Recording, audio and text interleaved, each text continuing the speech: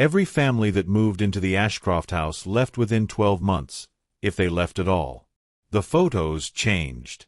The clocks reversed. And the basement door never stayed locked. Over 70 years, the house turned cheerful families into whispering strangers, or worse. Some simply vanished, their belongings still warm, their dinner plates still full. Now, the house stands empty again, but something inside is still waiting. And it remembers everyone who entered. It was just a quiet street in northern Connecticut, Ashcroft Lane, they called it. Green lawns, good schools, friendly neighbors. And one house no one stayed in. The real estate agent didn't say much when showing the house to the Whitaker family. Just smiled tightly and handed over the keys. But as she turned to leave, she said something strange. Mark the calendar. No one makes it past day 365. The Whitakers laughed it off. Thought it was a joke. Until they learned that the last 5 families had all moved out exactly 1 year after signing. One left in the middle of the night. Another was found wandering barefoot on the highway. One couple broke up after 11 happy years of marriage, inside just 6 months of living there. No cheating. No violence. Just a change. It wasn't just coincidence. The listing agent kept a file, never shown to clients. Photos of each family's first and last day. The difference was chilling. Smiles to blank stares. Color to gray. In every final image, the same detail appeared, a figure standing in the attic window. Blurry. Too tall. Always there. When the Whitakers passed the 6-month mark, the baby stopped sleeping. At 9 months, the husband started sleeping in the basement, even though he didn't remember walking there. And at 11 months, the wife began searching the mirror for someone who wasn't her. They lasted 364 days. The next morning, the house was empty. Breakfast still warm. Front door open. And upstairs, in the attic window, something watched the movers arrive. The house on Ashcroft Lane got its name from its first residents. In 1952, the Ashcroft family moved in, Thomas, Eleanor, and their 5-year-old daughter, Grace. The house was brand new then. Fresh paint, untouched wood floors, and a sunroom Eleanor called the dreaming room. For 1 week, everything was perfect. Then Grace stopped smiling. She told her teacher the windows were blinking at her. She told her mother, "The house is copying me." When asked what that meant, she just pointed toward the staircase and said, "It made another Grace." That night, Eleanor found dozens of crayon drawings stuffed under Grace's bed. Most showed a little girl standing between 2 adults. But in one of them, only the girl was drawn, her parents absent, their hands erased. A week after moving in, the Ashcrofts vanished. No signs of a break-in. No suitcases missing. No car gone. Just 3 dinner plates left on the table, and Grace's favorite stuffed rabbit propped up on her pillow. The local sheriff called in a priest, who refused to step past the threshold. "It's mimicking life," he whispered, "but it isn't alive." To this day, no death certificates have been issued.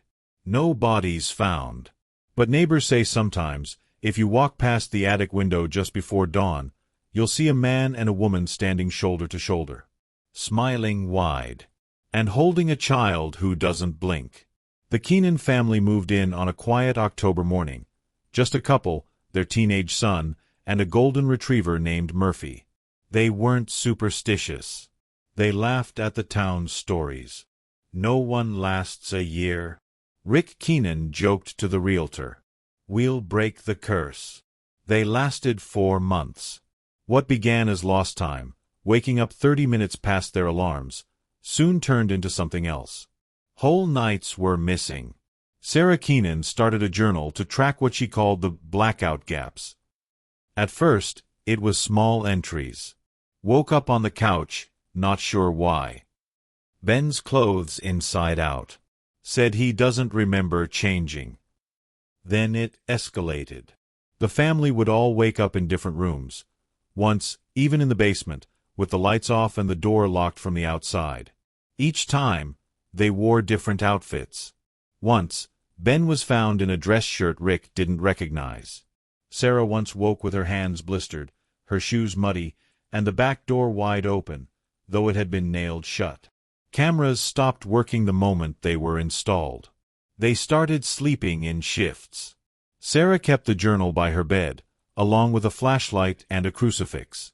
The last journal entry was written in frantic, slanted handwriting. Woke up again. Clothes not mine. Hands not mine. Eyes not mine. Rick says maybe we're not blacking out. Maybe it's not us who's sleeping. We're not the ones leaving. The house was found empty the next day. Only Murphy remained, sitting perfectly still at the top of the stairs, facing the attic. They called it the Laughing House. Not because it was funny, but because sometimes, if you listened hard enough, it sounded like the walls were giggling. Every spring, a different renovation company would take the contract, fix the plumbing, modernize the kitchen, tear down that ugly nursery wallpaper. None of them stayed more than 2 weeks. The blueprints never matched reality. A hallway on the plans would be a linen closet in the actual house. A pantry marked as removed decades ago would suddenly be there again, stocked with canned goods no one bought. Doors led to brick walls one day, open bedrooms the next. One electrician stepped through a doorway and found himself outside, on the roof. Another worker, Reggie Tull, left his toolbox in the basement. He went back down an hour later and found 3 identical boxes, stacked in a triangle, each filled with different tools. His name etched into all of them. Cameras caught walls pulsing inward, like lungs trying to breathe. But the most unnerving incident came from a foreman who called it quits mid-project. He had painted a single room light blue and left for lunch. When he returned, the paint was gone. The room was pink again, but the rollers were still wet. He walked in. When he turned to leave, the door was gone. In its place, a mirror. Not his reflection. The footage from his helmet cam ends in static. But before the feed cuts out, something whispers. We liked the blue better. In 1979, the Hallberg family moved into the house with twin daughters, Emily and Eliza. They were only 6, inseparable, always finishing each other's sentences, always laughing in sync. For the first few months, everything seemed normal. Until Emily stopped speaking. Not out of shyness or trauma, just silence. She would sit for hours, staring at mirrors, windows, even the glass in picture frames. Eliza, meanwhile, began to say strange things. "That's not Emily," she told her parents one night. "She came from the attic." The family thought it was just imagination. Until they found 2 sets of muddy footprints in the attic, bare feet, one larger than the other. And only one way in, a bolted hatch in the ceiling. The drawings came next. Both twins, separately, began sketching the same figure, tall, with no eyes. Always watching. The parents burned the sketches. The next morning, the same figure was drawn into the frost on every window in the house. Then the family's cat vanished. Emily began smiling again. But only when no one was looking directly at her. The final straw? The parents woke one night to whispering. Eliza was kneeling beside her twin's bed, saying, "Give her back. You said I could have her back." They fled the next morning. Left behind everything, including their framed family photo. Years later, that same photo turned up on the dark web. Emily's eyes were scratched out.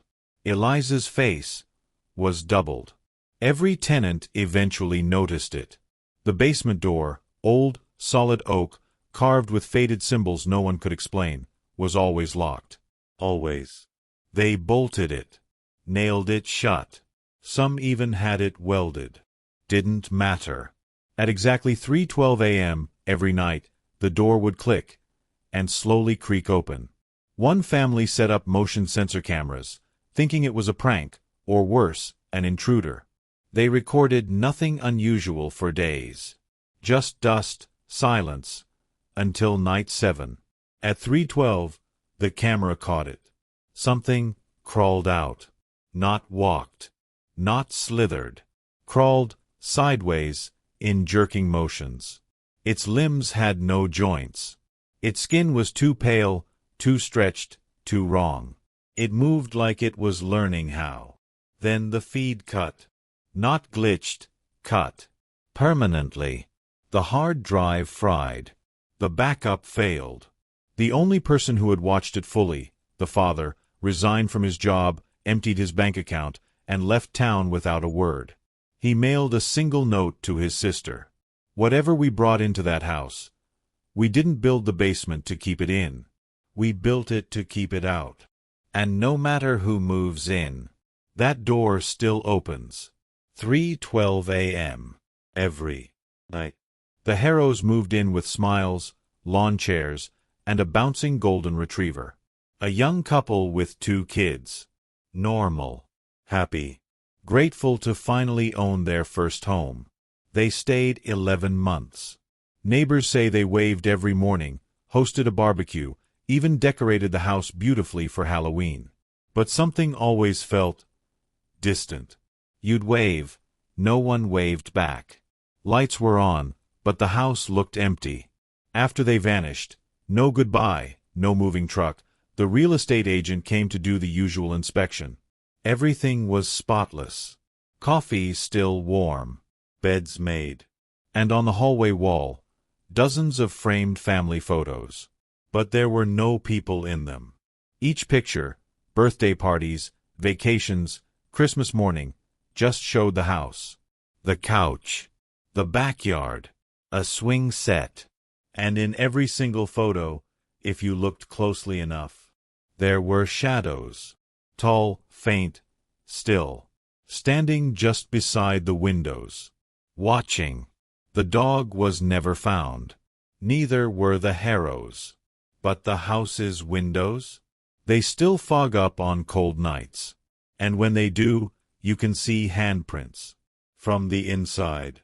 It's back on the market again. 4 bedrooms. Renovated kitchen. Low price. Motivated seller. Perfect for families, on paper. But the real estate agent? She never steps past the front gate.